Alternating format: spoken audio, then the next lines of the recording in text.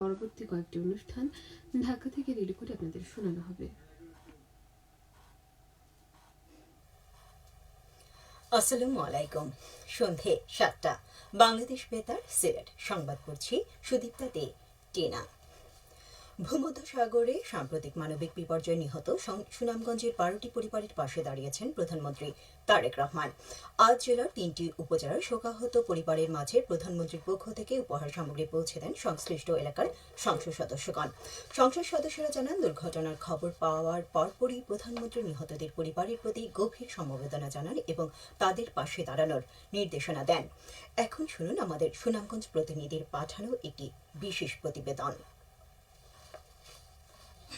ভূমধ্যসাগরে সাম্প্রতিক মানবিক বিপর্যয়ে নিহত সুনামগঞ্জের 12টি পরিবারের পাশে দাঁড়িয়েছেন প্রধানমন্ত্রী তারেক রহমান। রবিবার সুনামগঞ্জের 3টি উপজেলার শোকাহত পরিবারের মাঝে প্রধানমন্ত্রীর পক্ষ থেকে উপহার সামগ্রী পৌঁছে দেন সংশ্লিষ্ট এলাকার সংসদ সদস্যবৃন্দ। এ সময় উপস্থিত ছিলেন সুনামগঞ্জ জেলা বিএনপির বিভিন্ন পর্যায়ের নেতৃবৃন্দ। গত 28 মার্চ লিবিয়া থেকে সাগর পথে গ্রিসে যাওয়ার সময় ভূমধ্যসাগরে একটি মর্মান্তিক দুর্ঘটনা ঘটে। এতে অন্তত 22 জন অভিবাসীর মৃত্যু হয়, যাদের মধ্যে 18 জন বাংলাদেশি বলে জানা গেছে। নিহতদের মধ্যে সুনামগঞ্জ জেলার 3 উপজেলার 12 জন রয়েছেন। প্রধানমন্ত্রীর পক্ষ থেকে সমবেদনা জানানো ও উপহার সামগ্রী তুলে দেওয়ার পর সাংবাদিকদের সাথে কথা বলেন সুনামগঞ্জ জেলার 3 সংসদ সদস্য। ইয়াকুব শাহরিয়ার, বাংলাদেশ বেতার, সুনামগঞ্জ, সিলেট। আজ সিলেট আবহাওয়া অফিস গণহত্যা দিবস। ৭১-এর এই দিনে সিলেট আবহাওয়া অফিসের কর্মকর্তা কর্মচারীর ওপর পাক হানাদার বাহিনী ইতিহাসের বর্বরোচিত হামলা চালায়, কেড়ে নেয় অনেক তাজা প্রাণ। ১৯৭১ সালের ৫ই এপ্রিল শাহী ঈদগাহ সিলেট আবহাওয়া অফিস টিলায় মুক্তিযুদ্ধের কৌশলগত কারণে তৎকালীন ইপিআর পুলিশ বাহিনী আর মুক্তিযোদ্ধারা জড়ো হতে থাকেন। মজুদ হতে থাকে অস্ত্র আর গোলাবারুদ। মুক্তিযোদ্ধাদের এই অবস্থানের কথা পাকিস্তানি হানাদার বাহিনী জানতে পেরে শুরু করে আক্রমণ প্রতিহত করতে মুক্তিযোদ্ধারা পাল্টা গুলি ছোড়েন। যুদ্ধের এই পর্যায়ে গোলাবারুদের মজুদ শেষ হয়ে যাওয়ায় পিছু হটতে বাধ্য হন মুক্তিযোদ্ধারা। এ সময় পাকিস্তানি হানাদার বাহিনী অবস্থা বুঝে ঘিরে ফেলে সিলেটের আবহাওয়া অফিসের পুরো টিলা। কিছু বুঝে ওঠার আগেই অফিসের কর্মকর্তা ও কর্মচারীকে লাইনে দাঁড় করিয়ে গুলি চালায় পাকিস্তানি হানাদার বাহিনী। এতে শহীদ হন 9 জন কর্মচারী। জ্বালানি ও বিদ্যুৎ সাশ্রয় লক্ষ্যে দেশের দোকানপাট ও শপিং মল সন্ধ্যা 7টা পর্যন্ত খোলা রাখার সিদ্ধান্ত নেওয়া হয়েছে। আজ সচিবালয়ে সাংবাদিকদের সঙ্গে আলাপকালে এ তথ্য জানান বিদ্যুৎ, জ্বালানি ও খনিজ সম্পদ প্রতিমন্ত্রী অনিন্দ ইসলাম অমিত। তিনি বলেন, মধ্যপ্রাচ্যে যুদ্ধের কারণে সৃষ্ট জ্বালানি সংকটের প্রেক্ষাপটে আগে সন্ধ্যা 6টার মধ্যে দোকানপাট বন্ধ রাখার সিদ্ধান্ত নেওয়া হয়েছিল। তবে ব্যবসায়ীদের অনুরোধের পর বিষয়টি পুনর্বিবেচনা করে নতুন এই সময়সীমা নির্ধারণ করা হয়েছে। হাম রুবেলা প্রতিরোধে আগামী মাসের প্রথম দিকে সিলেট মহানগরীর এলাকায় টিকাদান শুরু হবে। সিলেট সিটি কর্পোরেশনের প্রধান স্বাস্থ্য কর্মকর্তা ডাক্তার জাহিদুল ইসলাম এ তথ্য জানান। এদিকে সারা দেশের সব জেলা ও উপজেলায় একযোগে আগামী ৩রা মে থেকে হাম রুবেলা টিকা দেওয়া শুরু হবে।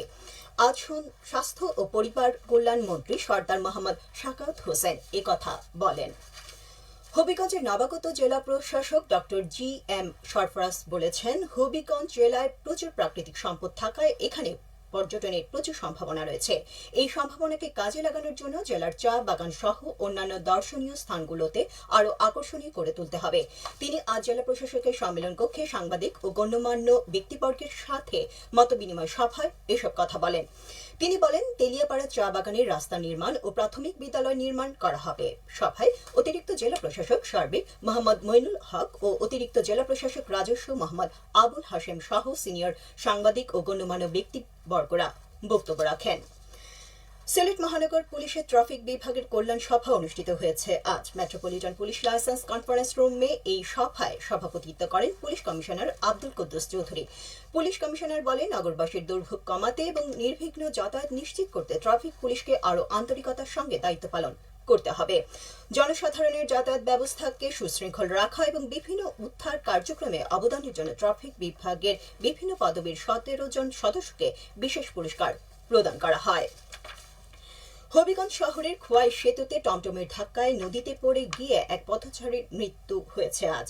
সেতুটি অতিক্রমকালে এই দুর্ঘটনা ঘটে। নিহত ব্যক্তি উপজেলার আদমখানি গ্রামের বাসিন্দা।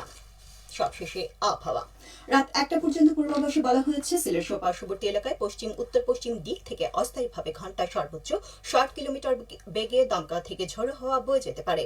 সেই সঙ্গে হতে পারে বৃষ্টি অথবা বজ্রসহ বৃষ্টিপাত। এসব এলাকার নদী বন্দরসমূহকে 1 নম্বর সতর্কতা সংকেত দেখিয়ে যেতে বলা হয়েছে। আজ সিলেটে সর্বোচ্চ তাপমাত্রা ছিল 28.5 ডিগ্রি এবং সর্বনিম্ন 19.7 ডিগ্রি সেলসিয়াস। বাতাসের আর্দ্রতা ছিল সকালে 87% এবং সন্ধ্যায় 85%। আগামীকাল সিলেটে সূর্য উদয় হবে 5টা 39 এবং অস্ত যাবে 6টা 11। সংবাদ শেষ হলে আমাদের পরবর্তী স্থানীয় সংবাদ প্রচারিত হবে আগামীকাল সকাল 8টা 10।